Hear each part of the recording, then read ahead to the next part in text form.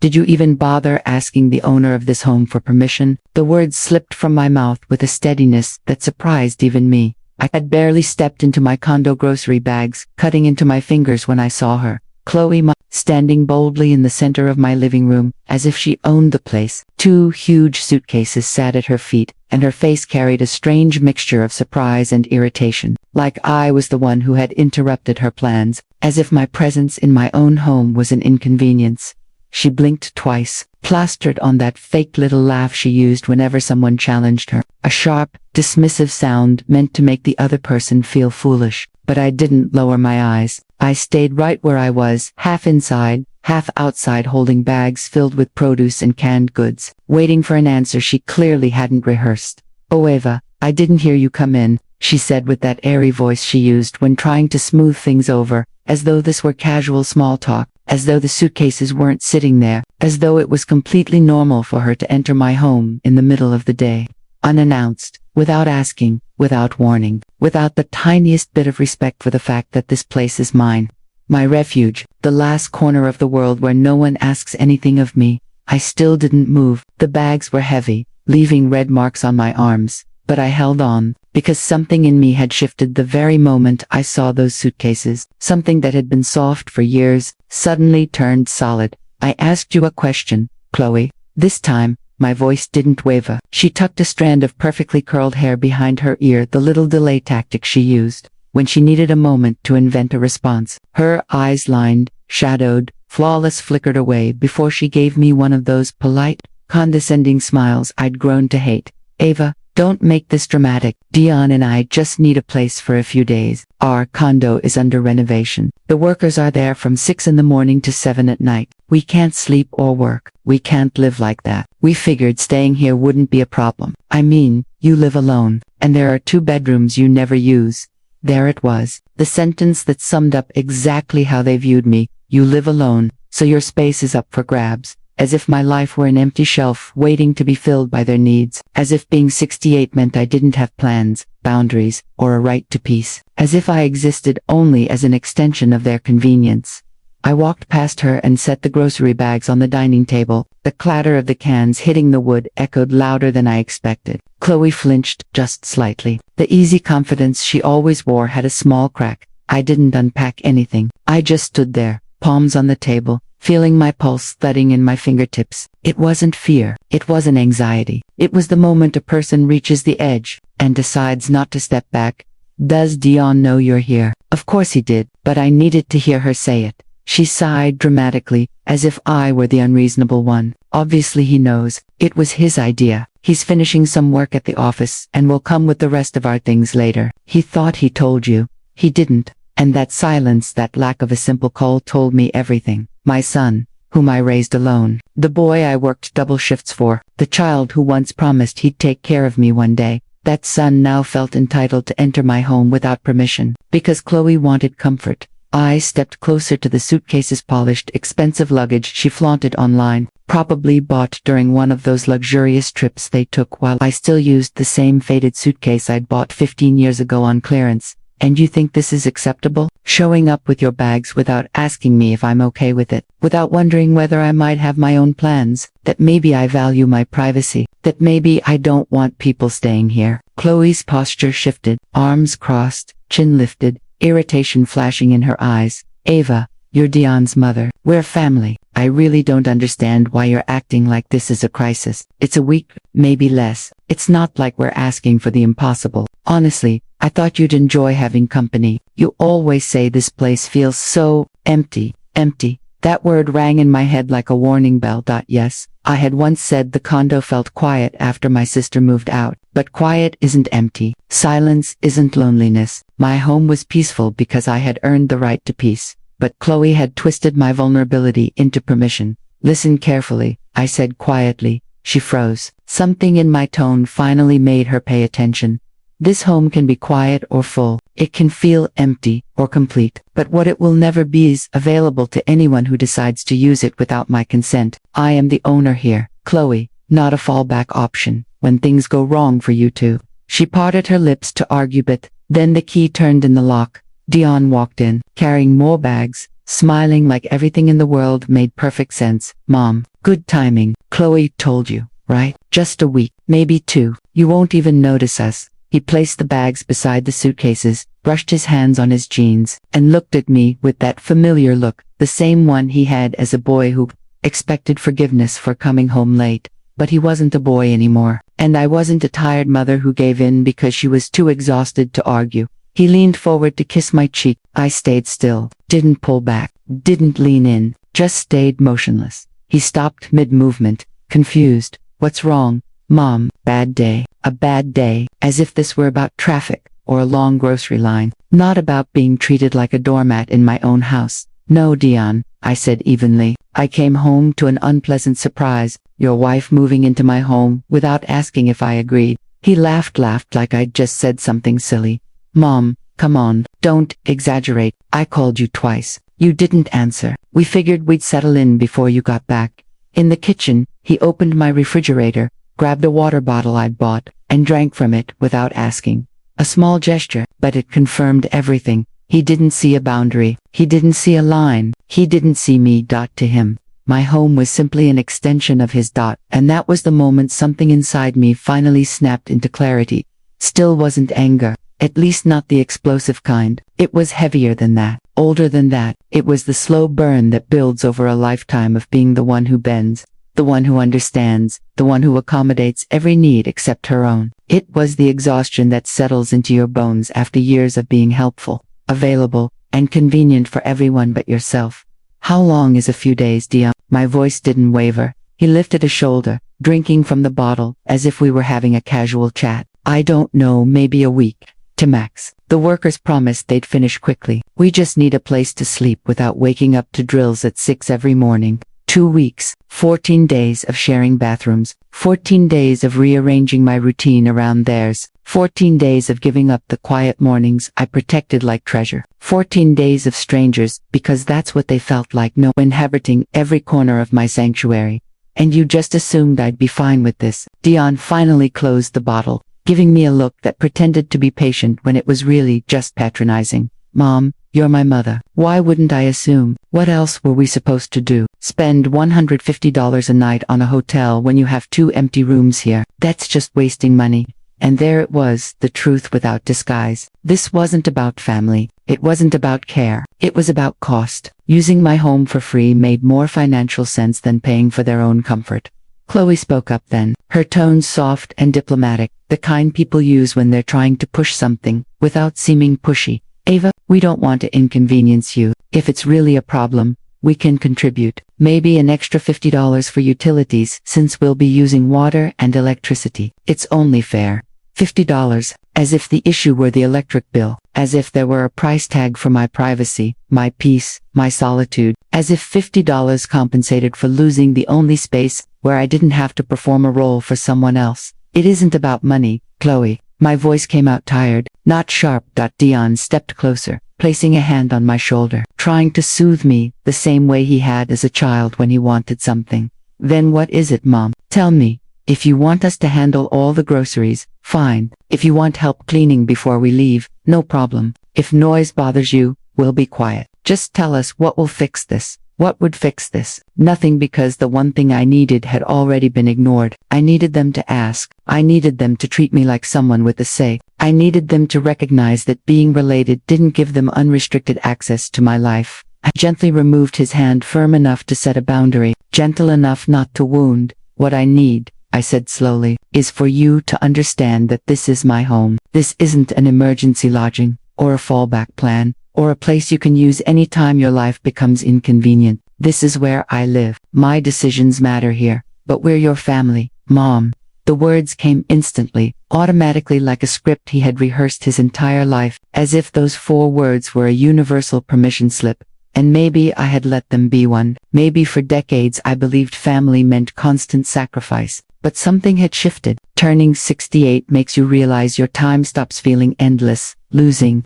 Serena last year made me understand how dangerous it is to spend your life pleasing others, and maybe I was just tired of disappearing inside my own home. Exactly, because you're my family. This hurts, I said, because I expected you more than anyone to see that I have a right to peace, to space, to choices. Dion and Chloe exchanged a quick look, one of those silent conversations couples share when they feel united against someone unreasonable, and in their eyes, in that moment, I was the unreasonable one. Dion exhaled loudly, rubbing his hands over his face. Fine, Mom. You're right, we should have given you more notice, but we're already here. The bags are inside. Chloe unpacked a few things. What do you expect us to do now? Hunt for a hotel at 6 in the evening when I have meetings at 7 tomorrow. That's unrealistic. Ah, there it was, the guilt wrapped in practicality. Because they had already taken over my space, I was now responsible for accommodating them. I walked down the hallway. The guest room door was cracked open. Even from several feet away, I could see clothes on the bed. Not a few things. Not for a couple of days. I opened the door fully. Toiletries lined the dresser.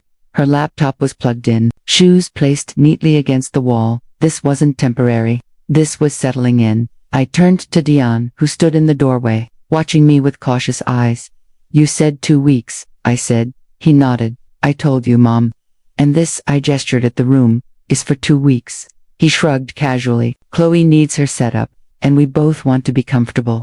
We can't live out of a suitcase. Comfortable. They needed comfort.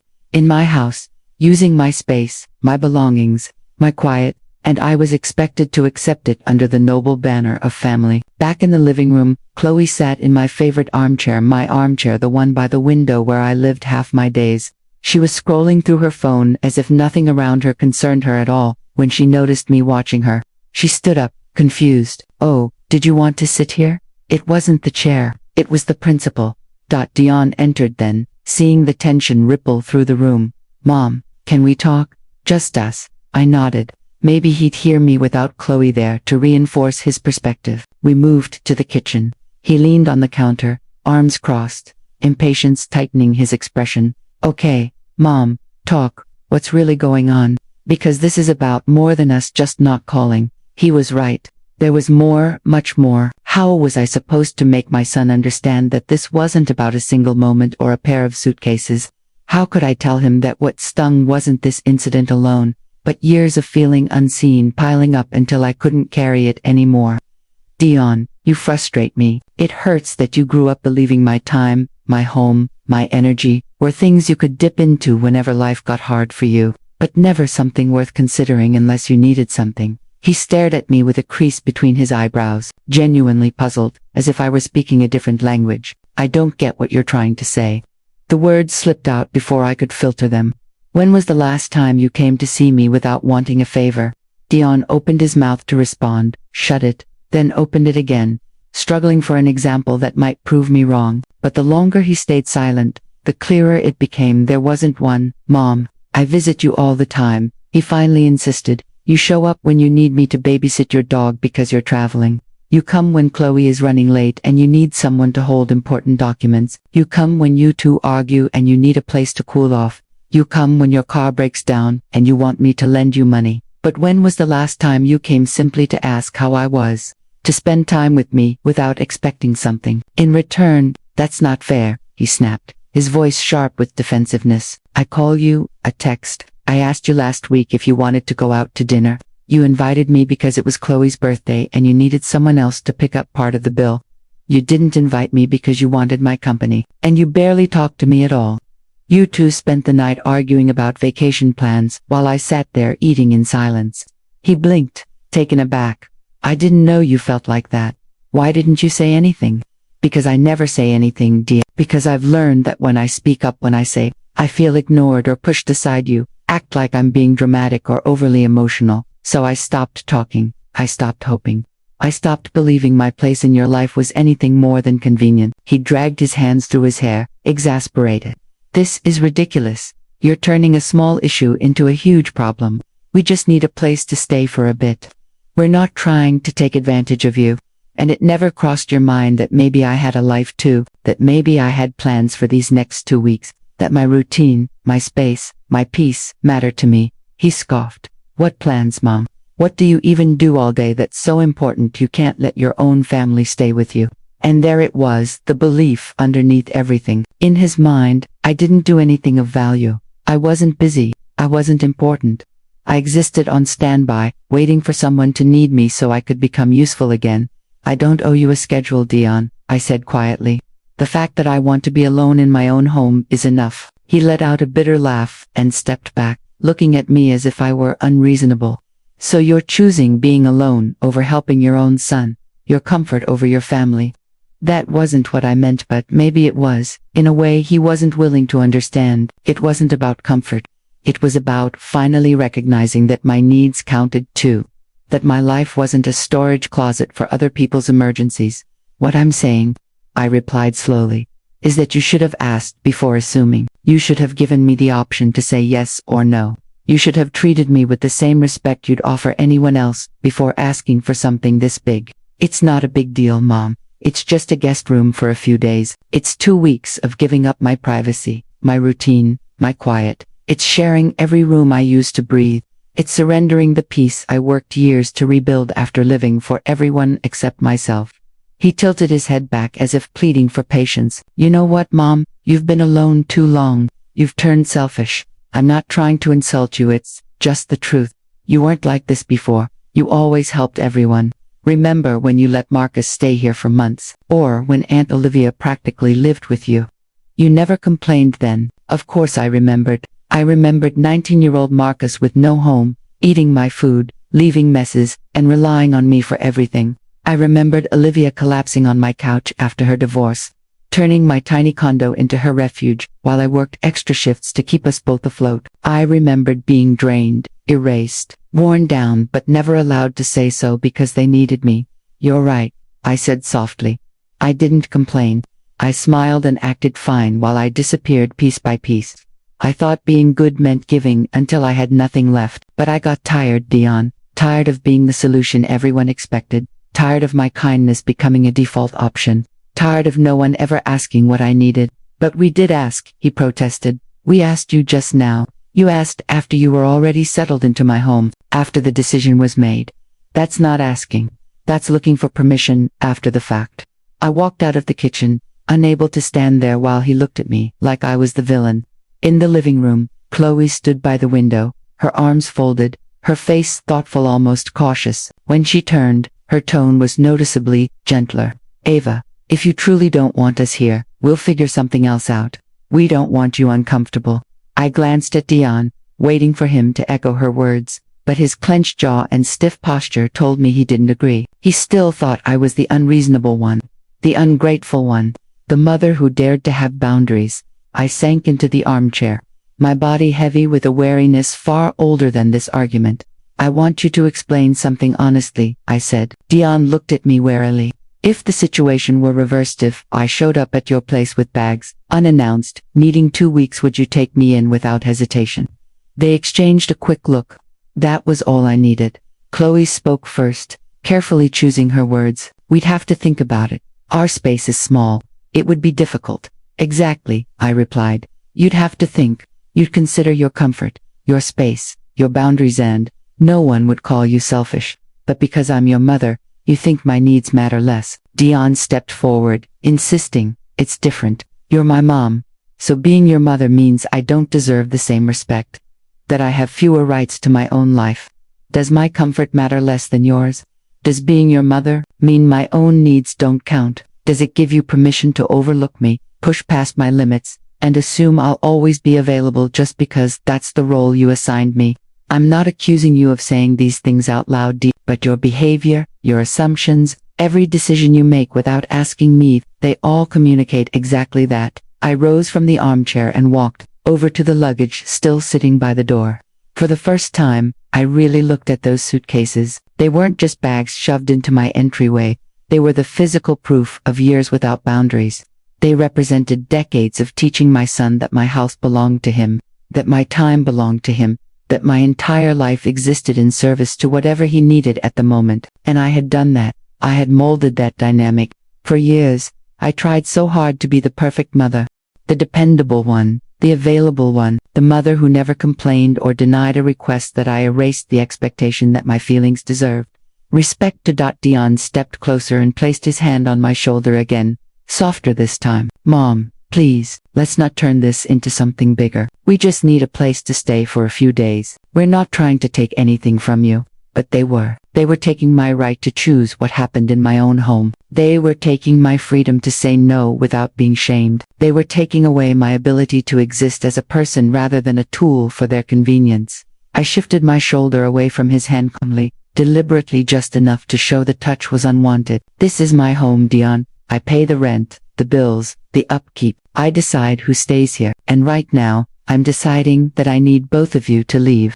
The silence that followed was so complete I could hear the steady ticking of the kitchen clock. Dion froze, his hands still suspended in the air, staring at me like he'd misheard. Chloe made a small noise somewhere between a shocked breath and a faint, disbelieving laugh. What did you say? Dion's voice sounded oddly strained, higher than usual, as if the words were stuck in his throat. He dragged a hand down his face, inhaled sharply, and looked at me with an intensity I hadn't seen in years. Mom, please tell me you're not serious. I am. I want you to gather your things and go.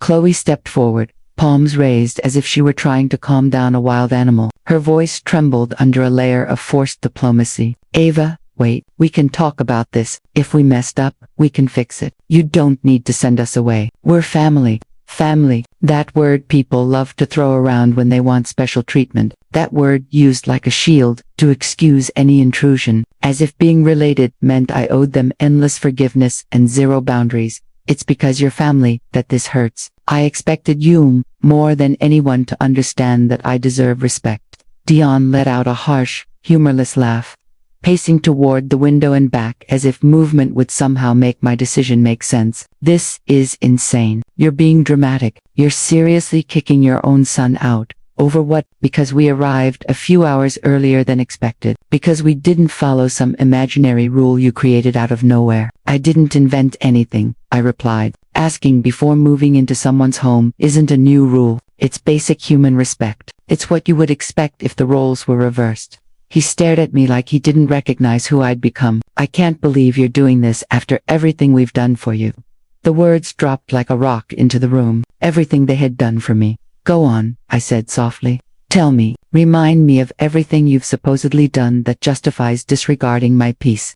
Dion opened his mouth but no words came out. He glanced at Chloe, but she stared at the floor. When he finally spoke, the anger in his eyes had grown deeper. You want a list? Fine. We bought you that TV last year when yours broke, and I offered to pay you back. I reminded him. You insisted it was a gift, then mentioned it at every gathering for 6 months.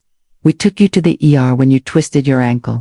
You dropped me off at the entrance because you were already passing by. I sat alone for 3 hours until a nurse got me a cab. We include you in all our celebrations. You invite me when you need help paying the check or to look good in front of others. And at those dinners, you talk to each other, make plans that don't include me. I'm just there as decoration. A prof. Dion moved toward me, his steps heavy with emotion. You know what your problem is, Mom. Nothing satisfies you. Nothing anyone does is ever enough. You always twist things so you can be the victim. I'm not being a victim, I said. Steady, I'm establishing a boundary. Those are not the same. No, he snapped. What you're doing is taking out your frustrations, your loneliness, your past, your resentment on me. Dad left, you worked hard, life was difficult, and now suddenly you want to punish me for it. His words cut, sharp and deliberate. And the worst part, a sliver of truth lived inside them. Yes, I was lonely. Yes, I carried old wounds. Yes, I sometimes looked back and wondered where the version of myself before motherhood had gone. But none of that erased my right to privacy. None of it meant my home was open for invasion. You're right about one thing, I said quietly. My life didn't turn out the way I imagined. But the part that hurts the most isn't the work, or the struggles, or your father leaving. It's realizing I raised a son who thinks I'm a utility instead of a human being, someone useful, not someone valuable. Chloe stepped in again, voice shaking. Ava, please, we admit we were wrong not to ask you first. But throwing Dion out, that's extreme. It's cruel, cruel. There it was, again the label used to shame me back into silence. Protecting my space was cruel. Saying no was cruel. But showing up unannounced wasn't. Minimizing my feelings wasn't. Treating me like a backup plan wasn't. Cruelty only seemed to apply when I asserted myself. You want to talk about cruelty? I asked, cruel is raising a child alone, sacrificing everything, and then discovering that the child you poured your life into sees you as a cheap alternative to a hotel. Dion's voice shot up. I didn't ask to be born. I didn't ask for any of that. You chose that. Those were your responsibilities, not my fault. I'm not blaming you for my past, I answered. I'm blaming you for refusing to acknowledge that I'm a person, not just a service provider. He stormed toward the suitcases, grabbed one roughly, and glared at me with anger so sharp it almost made my breath catch. You know what? You're right. We're leaving. I don't need to stay anywhere. I'm not welcomed, especially not where my own mother treats me like an outsider. I'm not treating you like an outsider, I said softly. I'm treating you with the exact consideration you give me. Dion hefted the suitcase, nearly losing his balance, and headed to the door. Chloe followed him, dragging the other bag behind her. But just before reaching the threshold, Chloe paused and glanced back at me one more time. I hope this is worth it, Ava. I hope your precious peace is worth losing your son. My son isn't lost because I created a boundary, I replied quietly. If he walks away and never returns, it will be because he valued his comfort more than our relationship, because he preferred being angry over being accountable. Dion had already opened the door and was halfway into the hallway when he stopped abruptly. He turned around with an expression so unfamiliar I couldn't immediately name it. Then, out of nowhere, he burst into a hard, sharp laugh. It wasn't amusement, it was bitterness, pure, sharp-edged disbelief. Oh, this is perfect, he said, shaking his head. Absolutely perfect. I can't wait to tell everyone how my own mother kicked me out for daring to ask her for help. Just wait until the whole family hears about this. Wait until Aunt Olivia hears how the always generous Ava has suddenly turned into someone so selfish she won't even help her own child. There, it was the veiled threat, the promise that if I didn't back down, he would paint me as a heartless mother to anyone willing to listen. My sister, my cousin Tani, every relative with a phone. He would tell a version of events where he was the wounded victim and I was a cold, unforgiving woman abandoning her son in his moment of need. For a moment, old instincts wrapped around my chest like chains. Obligation, the urge to backtrack and repair the peace at any cost. That lifelong habit of smoothing conflicts, apologizing first, swallowing my discomfort so no one ever saw me as difficult. I almost caved. Almost dot. But then I remembered something Serena had told me 3 months before she died. We were in her hospital room, the machines humming softly around us. She held my hand with fingers so weak they trembled. Her eyes, tired and honest, studied my face. Ava, she whispered, barely louder than the beeping behind her. My biggest mistake was caring more about what people thought of me than what I thought of myself. I spent 70 years fitting into roles others assigned me, and now that I'm dying, I can't remember a single moment I truly lived for me. Her words had followed me like a shadow ever since. And now, looking at my son threatening to ruin my reputation to protect his pride, I realized this was the moment her lesson was meant for. Go ahead, Dion, I said, steady and unshaken. Call whoever you want. Say whatever you need to say. If you want to tell people I refused help for no reason, then that's your story to carry. But we both know the truth. You arrived without warning, assumed my home was yours, and dismissed my right to say no. Dion slammed the suitcase down so hard it rattled across the floor. His eyes flashed not with grief, but with pure, unfiltered rage. You're right, Mom, he snapped. I didn't ask permission. And do you know why? Because I never thought I'd need permission to stay in my own mother's house for a few days. Because you raised me to believe family helps without conditions. Because you taught me this place would always be a safe fallback. Then I taught you wrong, I said calmly. I taught you that love meant unlimited access. That being my son meant you never had to hear no, that my boundaries didn't matter. I taught you that my home belonged to you. And now I'm finally correcting that. Chloe stepped forward again, tears streaking her face. I couldn't tell whether they were from sadness or exhaustion. Please, Ava. Please, Dion. All of us. We don't have to end this like enemies. We can work something out. There's nothing to fix, I told her gently. You need a place to stay, and I need my home to be mine. Those two realities can't coexist. It's not complicated. Dion grabbed his suitcase again and moved toward the hallway. This time, he didn't look back. When he spoke, his voice had gone quiet, cold, distant, as if he had already stepped out of my life. When you realize what you've done, when you understand the damage you caused today, don't expect me to come back like nothing happened. Don't expect me to forget that you threw me out when I needed you. I didn't throw you out when you needed me, I said softly. I asked you to leave when your need came at the cost of my autonomy. He didn't reply. He stepped into the hallway and disappeared around the corner. Chloe lifted the second suitcase, then paused and faced me. Her face was blotchy, swollen from crying. I don't understand you, Ava. I truly don't. What kind of mother does this? The kind who finally understands that loving herself isn't selfish, I answered. It's survival. Chloe shook her head, whispered something under her breath, and left to join Dion. I watched them from my doorway. Dion, standing stiffly, shoulders tight with hurt, and Chloe checking her phone, likely searching for nearby hotels.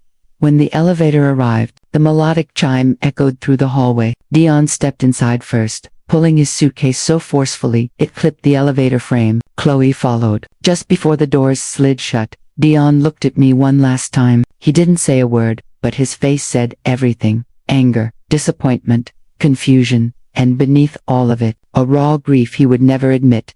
A part of me wanted to run, stop the doors, hold them, take everything back, to say they could stay, that I was sorry, that I hadn't meant it. That old part of me, the peacekeeper, begged me to fix it. But I didn't move. I stood still as the elevator descended, knowing each floor carried them farther away, and carried me closer to a version of myself I had never allowed to exist. I went back inside and closed the door behind me. The silence that greeted me felt heavier than usual, not the soft quiet of solitude, but the weight of consequences, of choices made with clear eyes and a trembling heart. I walked to the guest room, where Chloe had started settling in. Clothes lay scattered across the bed. Toiletries lined the dresser. Her laptop charger blinked softly on the nightstand. I began cleaning the room, folding clothes with unsteady hands, placing toiletries in a plastic bag, unplugging the laptop, not out of cruelty, out of necessity. I needed to reclaim the space. This was my guest room, not a place where someone else had planted themselves without my approval. When I was done, everything was arranged neatly. If they came back for their belongings, they would find them respected and intact. Because that's the person I am, someone who can enforce boundaries without cruelty. Someone who can say no without destroying another's dignity. I returned to the living room and sat in my armchair. Outside, dusk deepened into night. One by one, windows in nearby condos lit up little squares of life unfolding behind glass. I wondered how many women sat in those rooms questioning themselves as I was. How many were grappling with the costs of finally telling the truth. My phone buzzed. A message from Dion. Hope you're happy. I didn't reply, because I wasn't happy. There was no joy in what had happened. No triumph. No bitter satisfaction. But there was something else, something sturdier, something long overdue. There was clarity. For the first time in decades, I had chosen my dignity over the comfort of others. I had rediscovered something I didn't realize I'd lost. The right to say no, without an apology. Another message arrived, this time from Chloe. Dion is very upset. He won't call you for a long time. I hope your pride was worth it. My pride, as if protecting my space were vanity, as if boundaries were arrogance, as if their intrusion wasn't the real issue. I powered off my phone not to escape the fallout, but because I needed quiet. I needed my own thoughts. The groceries still sat on the table where I'd left them earlier. Only 45 minutes had passed, though it felt like an entire day. I began putting things away, vegetables in the fridge, cans in the pantry, bread in its basket. The routine grounded me, each movement simple and familiar. After everything was in place, I made myself tea. I chose my favorite mug, the light blue ceramic one from a market years ago, and watched the tea leaves swirl and unfurl. I sat again in my armchair, cupping the warm mug between my hands. Night had settled completely now, swallowing the city in soft darkness. Life outside went on, indifferent to the storm that had just passed through my small 6th-floor condo. And then, without any warning, my eyes filled and the tears finally broke free. They weren't loud sobs or dramatic cries. It wasn't the shattered grief of someone who had just lost the most precious thing in their life. These tears were quiet, steady streams slipping down my face as I sat perfectly still with my cooling tea, staring into the darkness outside my window. Tears that had been stacking up for years, maybe decades, waiting patiently for their moment. I cried for the mother I used to be, the young woman who worked double shifts and still came home trying to stitch together enough energy to help Dion with his homework. I cried for all the years I convinced myself that giving everything I had, even when I had nothing left, was the definition of love, when in reality, it was fear. Fear of not being enough. Feared that if I protected myself even a little, he'd stop loving me. Fear of ending up alone, and yet here I was, alone anyway. But this solitude wasn't abandonment. It wasn't punishment. It was the result of choosing myself, my own dignity, my own sanity. And even though it stung, even though it felt like something precious had been torn away, there was also a strange lightness to it, like finally dropping a weight you've carried so long that your muscles forgot how it felt not to hold it. A memory surfaced. Dion at 8 years old. I had come home from a brutal day at the cafe. A customer had yelled at me for being too slow. My manager had blamed me for something I didn't do, and my feet were so swollen I could barely walk. Dion was glued to the TV when I walked in. "Mom, I'm hungry," he had said, not even glancing in my direction. I had dropped my bags right there, peeled my shoes off my throbbing feet, and limped straight to the kitchen. No pause, no breath, no moment for myself, because that's what I thought good mothers did. They always put their kids first. But what was I teaching him? That women were supposed to serve, that mothers had no limits, that asking for a minute to breathe was selfish. And now, 34 years later, he behaved as if those lessons were gospel. It wasn't entirely his fault. I had trained him well. Every time I erased my own needs, every time I pretended exhaustion wasn't crushing me, every time I said yes, even when everything inside begged me to say no, I taught him that my comfort didn't matter, and he learned it perfectly. I took another sip of my tea. It was lukewarm now, but familiar enough to soothe me. Serena came to mind again, her frail voice in that hospital room, her courage in the face of death, her raw honesty. "You know what the saddest thing is, Ava," she had said while I peeled an orange for her. "Not that I'm dying. Everyone dies. The sad part is that I waited my whole life to live for myself. I kept waiting for the right time. When the kids grew up, when I retired, when I had more money, and now, that moment will never come." She had gripped my hand with surprising strength. "Don't repeat my mistake. If you need space, take it. If you need to say no, say it. If you need to choose yourself, do it. No one else will do it for you." When I finished my tea, I set the mug down and let the quiet of my home settle around me. A car passed outside. Someone laughed in the condo above me. Life continued, completely uninterested in the emotional earthquake I was barely recovering from. My phone buzzed. A message from Olivia. Dion had already called her. Of course, the story was spreading through the family like wildfire. "Ava, what happened? Dion is very upset. He said you kicked him out. Call me when you can." I could picture her expression, half concerned, half judging, trying to stay neutral but leaning toward pity for Dion. It didn't surprise me. He was the youngest in the family. Sympathy followed him like a loyal shadow. But for once, I didn't feel the usual panic. I didn't feel the urge to rush and defend myself, to spin the story so people wouldn't think badly of me. For the first time in my life, I didn't care as much. Olivia had never understood the sacrifices I'd made. Not really. When she stayed in my condo for a year after her divorce, she never acknowledged the burden it placed on me. She assumed I had endless space, endless energy, endless generosity, because women like me always did. I didn't call her back. Not that night. Maybe tomorrow. Maybe next week. Maybe never. Maybe it was time to stop managing everyone's perception of me. I walked toward my bedroom, glancing into the guest room as I passed. Chloe's belongings were still neatly placed on the bed. I'd need to tell Dion. He could collect them tomorrow, but that could wait. In my bedroom, I changed slowly, slipping into my soft cotton pajamas, the ones that were worn thin but felt like comfort. I washed my face, brushed my teeth, moving through each step of my routine with quiet intention. This is my space. This is my time. This is my life. I got into bed and switched off the light. Darkness wrapped around me, and with it came an unexpected feeling: relief.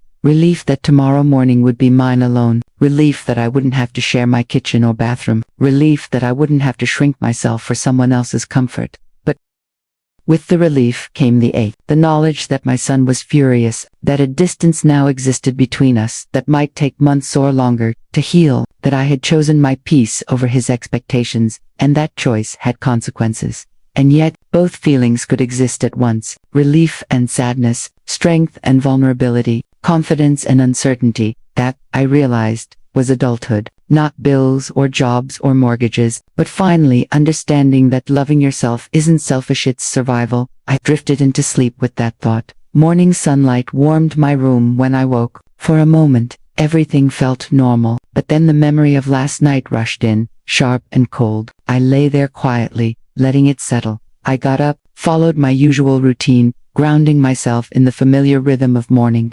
But when I passed the guest room, the sight of their packed items hit me like a small echo of last night's pain. I made coffee, sat by the window, watched the city move through its morning rhythms, carrying on as if nothing monumental had happened inside my condo. When I checked my phone, there were more messages, 3 from Olivia, 1 from Tanisha, and 1 from Dion. I'm coming this afternoon to pick up our things. You don't need to be there if that's easier. I read it several times, trying to understand the tone. Cold, considerate, detached. I had no idea, but I did know one thing. I wasn't going to hide in my own home. I replied, I'll be here. Ring the bell when you arrive. I spent the next hours cleaning, not because the place needed it, but because my heart did. I scrubbed counters, vacuumed, changed sheets. Each task helped untangle the swirl of emotions in my chest. Around noon, I finally called Olivia, not out of guilt or obligation, but because she was my sister, and despite everything, I still loved her. I dialed her number and waited as the ringing echoed in my ear. Ava, thank goodness, you finally answered. I've been worried sick. Olivia's voice held real concern, and despite everything, it softened something inside me. Hi Olivia, sorry I didn't pick up last night. It was a lot. Dion told me what happened, she continued. Well, he told me his side. I want to hear yours. At least she wasn't assuming I was the villain. I took a slow breath and explained everything: the luggage dumped at my door, the complete lack of respect, the argument that spiraled, and the moment I finally told them to leave. Olivia stayed quiet, only asking a few questions here and there. When I finished, she paused for several seconds. I get why you felt that way, she finally said. I truly do, but don't you think you might have reacted too strongly? He's your son, Ava. Couldn't you have handled it differently? There it was, the response I had been expecting, that subtle suggestion that I had gone too far, and maybe there were gentler ways to handle it. But I knew the truth. Letting them stay would have reinforced the idea that my comfort didn't matter. I didn't overreact, Olivia, I said steadily. I reacted in the only healthy way I could. Dion is 42. He has a job, money, options. He chose what was easiest for him, not what was respectful to me. But families help each other, she insisted. We don't always ask permission.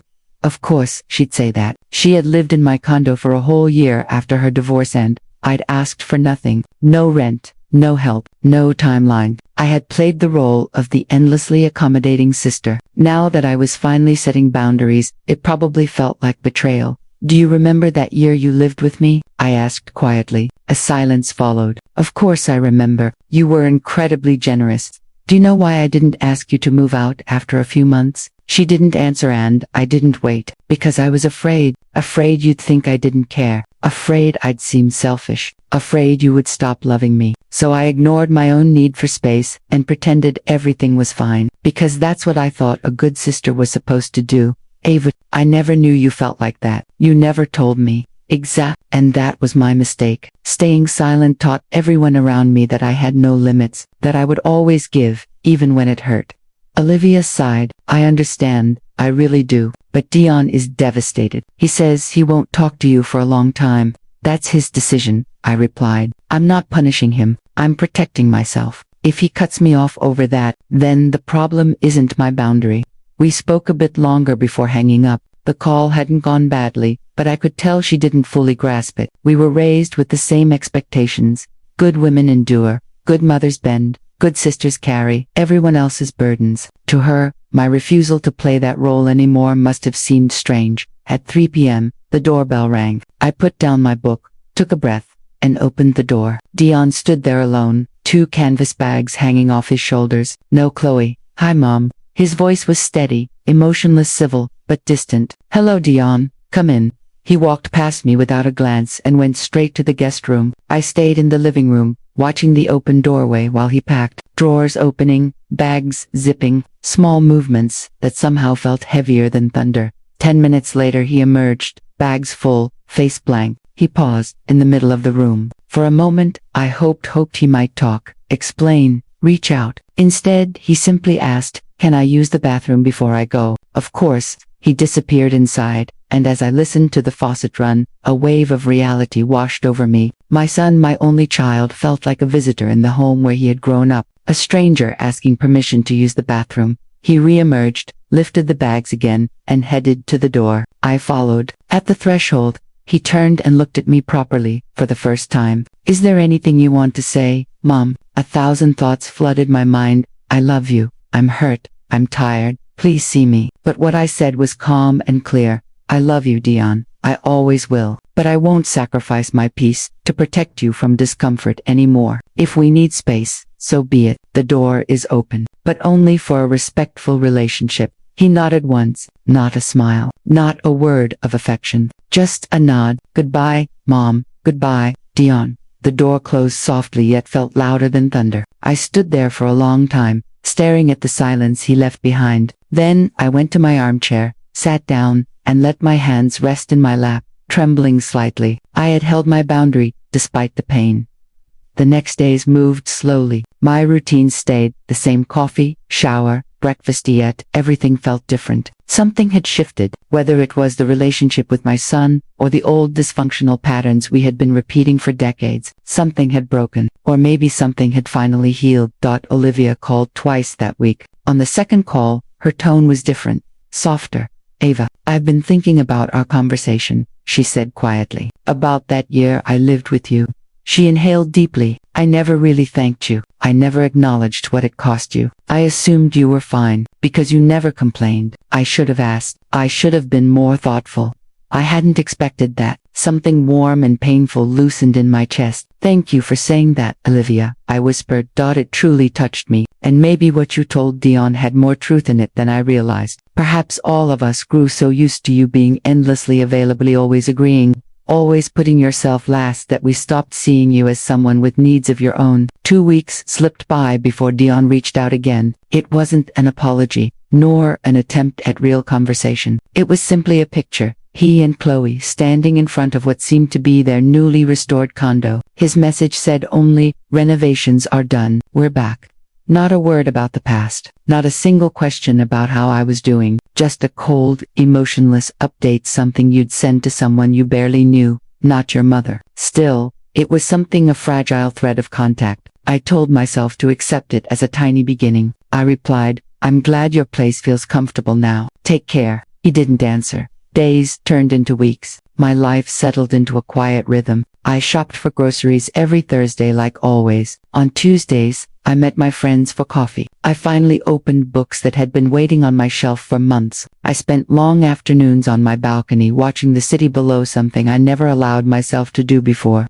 When I lived on standby, always ready to step in for someone else. Slowly, almost imperceptibly, the heavy guilt I'd been carrying started to lift. In its place came a different feeling, not exactly happiness, more like calm, like laying down a burden I had carried for so long I didn't realize how exhausted I was. A month later, while picking tomatoes at the market, my phone rang. Dion, a real call, his first, since everything happened. My heart picked up its pace when I saw his name. I set the tomatoes back and stepped away from the noise before answering. "Hello, hi Mom." His voice was unfamiliar, gentler, stripped of the defensiveness I had last heard. "How are you?" "I'm all right. And you?" He hesitated. I could hear traffic behind him, as though he was walking outdoors.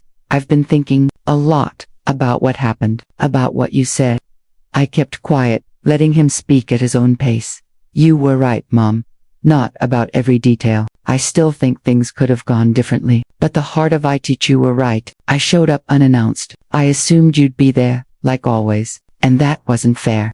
A tight knot in my chest softened. "Thank you for saying that, Dion. Chloe and I talked. She told me she always felt I took you for granted, that I treated your kindness like something I was owed instead of something you chose to give. And she's right." Hearing those words stirred something I hadn't felt in ages. Hope, not the wishful kind that begs for everything to go back to how it once was. I didn't want the old dynamic. I wanted something better, something real. "I appreciate you opening up," I told him. "I know it isn't easy. Mom, would you want to have lunch? Just us, no expectations, no Chloe, just a conversation." A smile surprised me. I'd like that very much.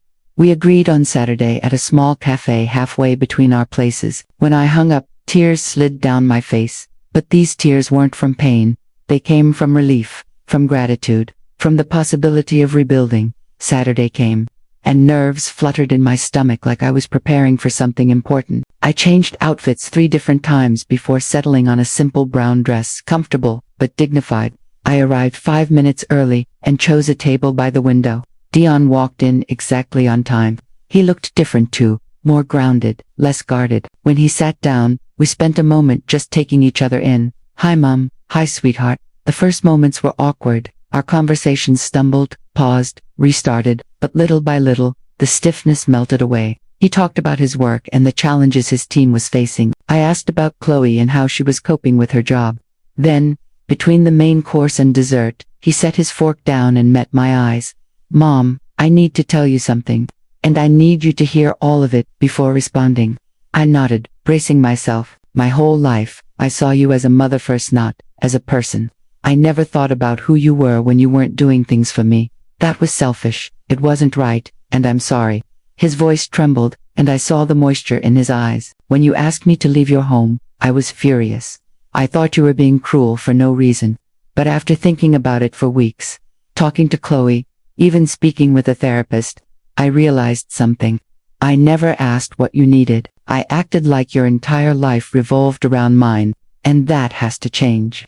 Tears streamed down my cheeks, and I didn't bother hiding them. "I don't want you to be the perfect mom who never says no. I want to know you, the real you, Eva. And if that means you set boundaries sometimes, I accept that. I'd rather have an honest relationship than keep repeating this cycle where I take and you shrink." I reached for his hand. It was warm, unsteady, sincere. "Thank you, Dion. You can't imagine what it means to hear that." We talked for 2 full hours, not surface-level chatter, but real conversation about feelings, patterns, boundaries, needs. It wasn't flawless. Some moments were uncomfortable. Some truths hurt, but it was genuine, far more meaningful than the artificial peace we clung to for years. When we said goodbye outside the restaurant, Dion pulled me into a hug, a real one, not the quick, obligatory kind. A long, heartfelt embrace that said, "I see you, I value you, I love you for who you are, not what you do." The months that followed weren't smooth. Dion still slipped into old habits at times, but now, I had a voice, and he was learning to listen. I realized that teaching your children respect doesn't stop when they grow up. Sometimes the most important lesson comes when you finally say no. When you draw the line you should have drawn long ago. When you choose yourself without shame. Motherhood doesn't mean erasing yourself. It doesn't mean offering your home, your time, or your life without boundaries. True love includes respect. Healthy families have limits, and mothers are human beings with dignity, desires, and the right to their own lives. The day I found those suitcases at my door wasn't the collapse of my relationship with my son. It was the beginning of a healthier one built on honesty, not expectation. Mutual respect, not one-sided sacrifice. Real love, not inherited patterns that taught women to serve until nothing was left of them. Now, when I sit by my window with a warm cup of coffee in my hands, listening to the quiet of my tidy condo, a feeling rises in me, one I haven't felt in decades. Pride. Pride in choosing myself. Pride in finding my voice. Pride in teaching my son that love without boundaries is not love, it's depletion. My home is mine. My time is mine. My life is mine. And I, Ava Holloway, at 68 years old, finally own all of it. For most of my life, I believed love meant giving until nothing remained of me. But now I understand love also means knowing when to stop, when to protect your heart, when to rebuild, when to begin again. Boundaries don't destroy love, they safeguard it. And when we respect ourselves, the world learns to respect us too. That's the peace I've found. And I hope, truly, that you find it too. If this story touched you, please like the video. I'd love to know where and when you're listening. Share it in the comments. If you want to support my journey, you can leave a small donation. Thank you for spending your precious moments with me. For more stories like this, explore the videos on my channel and subscribe. On the screen are 2 more I know you'll enjoy. Start listening whenever you're ready. With love. Asterisk, please donut. forget to subscribe my channel and watch total video. Thanks, you.